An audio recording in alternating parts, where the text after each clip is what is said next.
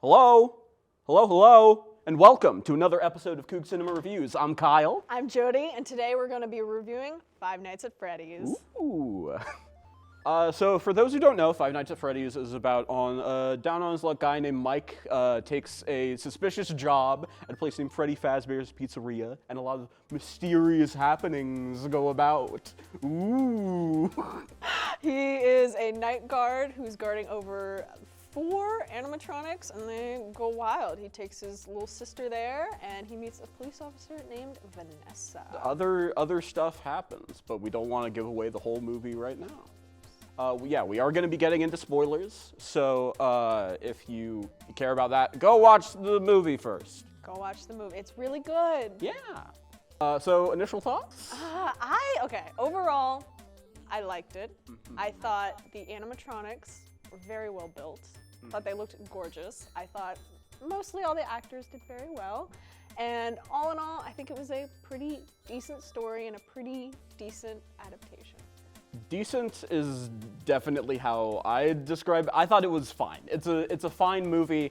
There are some things that work for me, other things that don't. Perfect, like, middle of the road type of thing from my point of view. The movie with the lore, I think as someone who has been a ginormous Five Nights at Freddy's fan for the past, 6 years, I know the lore like the back of my hand. I think it was very interesting. I think that's part of the reason I'm kind of iffy with the film, is because it took the lore in new directions. It took the story of the first game and kind of made it better, made it broader, made it for, a movie instead of a game. But I think all in all, the lore is pretty decently faithful so far. You have all of these like sort of genuine horror moments peppered in. It wants to be a horror movie, but also you have I don't even think it's having to do with the PG-13 rating. There are a lot of things in there where it's like, oh, it suddenly shifts to being more of like a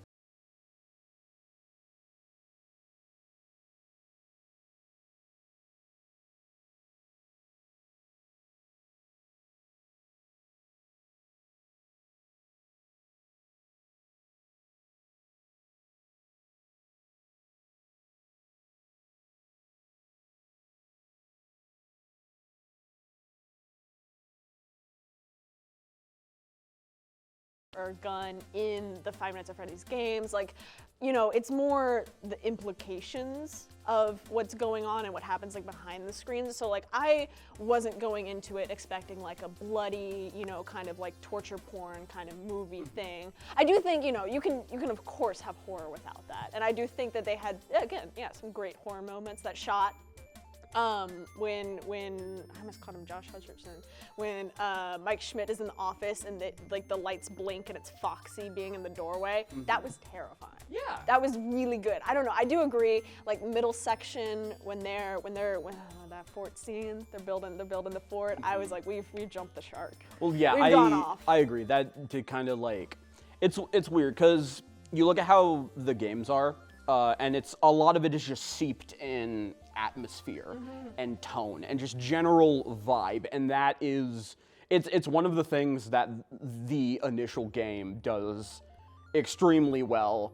The follow-up games, not as much, kinda, but you look at the movie and there are a lot of things that are kind of taking you out of it, from my point of view.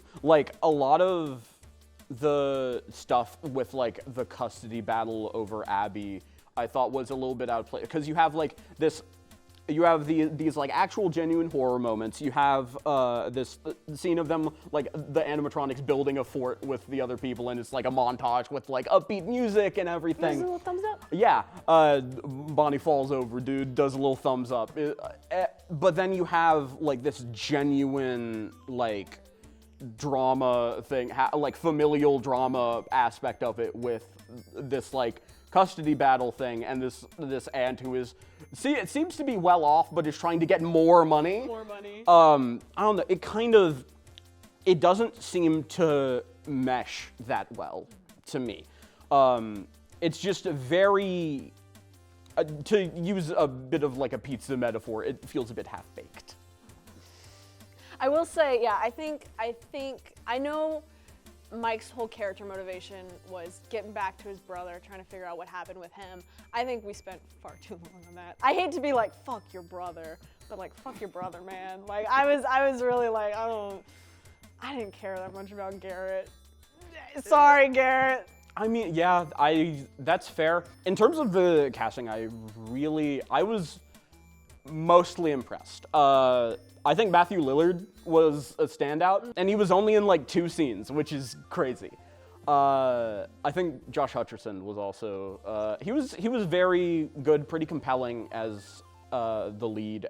Yeah, I do agree. I remember when the casting came out, and it was like Josh Hutcherson, Matthew Lillard, and I remember looking at Matthew Lillard, and I was like, oh, he's perfect. He's like exactly what I imagined William Afton to be. I was like, wow, this is gonna be good. Josh Hutcherson, also good. A Short King, love him. Talented, beautiful, wonderful. I think he did great. I think he was really into it, which was like, because it's so crazy to be like, this man was in Hunger Games, and now he's like ditzing around a pizzeria with animatronics. And I was like, I'm proud of him. I thought Elizabeth Lale, the woman who played Vanessa, it's weird because I like her in other things. I didn't think she was great in this. I have never seen her before, and I hated Vanessa, so I'm not sure what to say about her. It's because like she's great she's like in the first season of You, and she's amazing in that. But seeing her here, so much of her like line delivery came off as a bit clunky to me. It was unfortunate. She had like decent chemistry with Josh Hutcherson, I think, but I don't know. She was one of the people I didn't like as much. What about like the cinematography? What were your thoughts there? Camera angles, all that stuff. I think there were 2 shots that I really liked. One of them. Well, the ones that like are sticking with me right now. Got yeah, it. no, there was 2 shots I thought were great. All the other ones garbage. Get the hell Get them out out of of here. No, they're both Foxy shots. One of them is the one in the doorway and he flickers, and it was cool. It was in some of the trailers. And then another one, some people called it out as stupid, but it's the one, I think it's like last night, where Foxy's in Pirate's Cove and it's the kid, and then he slinks away, and then it's Foxy coming out of the shadows, like pushing the curtain away. I thought that was really cool. But all in all, I thought the cinematography was pretty all right. Like, it seemed like they cared, you know? For me, I have more of a mixed opinion on it. I thought there were like some pretty great shots occasionally, but also there were some that were real silly goofy. Like there's this one close-up of Vanessa with like a fisheye lens when she's looking at the drawings on the wall, and I burst out laughing, and I don't think that was the intention. It was just, it looked, I don't know why they made her look like that. That one was a little funky. Yeah, it was a little funky, but I thought like a lot of the stuff with the dream sequences I thought was well done. I will say, okay, just a side thing. I thought we had too many dream sequences. Yeah, I was tired of them dreaming. Wake up! Wake up, man! Wake up, man! But no, I thought they were shot very well. They were like all foresty and running, and I thought it was cool. It was foresty and running. You're so right. Running. That is what happened. You were so right. All 10 times. We watched that scene so many times. Yeah. He dreams so much. He be sleeping. He be eepy. So eepy. Eepy little Josh Hutcherson. Mike Schmidt. Well, yeah, but also him. Also Michael Adams. Also, yeah. We touched on how we don't like Vanessa. I don't know. I don't think I have much to say. She kind of just flipped on him on a dime. Yeah. And that was a bit jarring. Like, if you bring Abby back again, I'll shoot you. Yeah, like that's crazy. You're gonna kill the man caring for the kid? Wow. And also like before that was, I think, the funniest moment in the movie when Abby went up and like strummed the guitar and it like exploded and went white. That was just, that set of shots, the way it was edited was so funny, and I don't think they intended it. I forgot Abby exploded until you said that. She blew up. They blew up the kid. I forgot she blew up. All right, what did you think about like the third act? I'm gonna be honest, loved it. I loved it. I think it kind of redeemed Vanessa for me, because I felt bad for her. I did not like when she was like, it's not just the spirits and the animatronics, it's the bodies. And I was like, okay, whatever. Like, where else are they gonna? Yeah, where else the bodies Obviously, go? they're in there. Duh, they're missing. Also, like, how did they talk about they put them in the one place they wouldn't look? That's the first place I'd look. There's 5 dead people. There's 5 suits. I'm looking in those suits.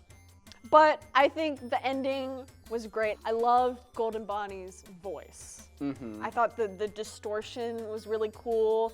I was also very glad that we got to see Matthew Lillard in the suit without the mask, because I had this fear that we wouldn't know he was William Afton, and then I'd have to sit through a bunch of game theories of it being like, oh, but he is William Afton, look at all the proof, you know? And so you would hate having to sit through game theory. I hate game theories. But no, I thought the fight was cool. I thought him stabbing Vanessa was crazy. I thought the drawing thing was a little weird, but when Abby like took off the drawing and then did her own little doodle and put it up there. But don't quote me on this, because I haven't read the books, but apparently that is a book thing, and if it's in the books or the games, I'm gonna like it. Because I'm gonna say, "Ooh, that's valid. That's accurate." I wouldn't know if it's in the books. I saw a tweet. I don't know. I feel like it was a fine like third act thing to me. I feel there was some weird editing with it and like continuity stuff. Like at one point he gets like Josh Hutcherson gets pushed and he's in a new set of clothes all of a sudden. It's a stunt double. Well, yeah, but like what? No, like why is he wearing a completely different set of clothes? You know, it felt like it was handled a little bit clumsily, unfortunately. I did like the sequence of like the spring locks going off and like Matthew Lillard slowly dying. I loved it. I thought that part was handled very well. I think there was some pretty clunky dialogue between Matthew Lillard and It's symmetry. Vanessa. It's that Symmetry, my friend. I didn't think that was handled too well, the whole thing. It's just I feel like the whole like last third act of the movie was just very clunky. I loved it. All right, final thoughts? Final thought. I think overall, I would give it a 83 out of 87. Do out of 5. I'm editing this video. Do it out of 5, please. But it was a Finance and Freddy's reference. Yes, I know. I get it was a joke. Do it out of 5, please. I would give it, I'd say a 4 out of 5. I will say my judgment is clouded by nostalgia, and I like shiny things and hot people. So, you dangle those in front of me and I'm gonna like it. But I do think it was good, and I'm excited for the next one. I thought it was fun, I thought it was campy, and I thought it was a cool twist on the lore. For me, Five Nights at Freddy's is as jumbled as those kids in those suits. It's just a very, very mixed movie. A lot of like contrasting elements coming together. It doesn't feel complete. Ultimately, there were a lot of things I liked. There were a lot of things that I really didn't like. So that kind of balances out to a 2.5 out of 5 for me. Thanks for watching another episode of Coog Cinema Reviews. I'm Kyle. I'm Jody, and we'll see you next time. Bye.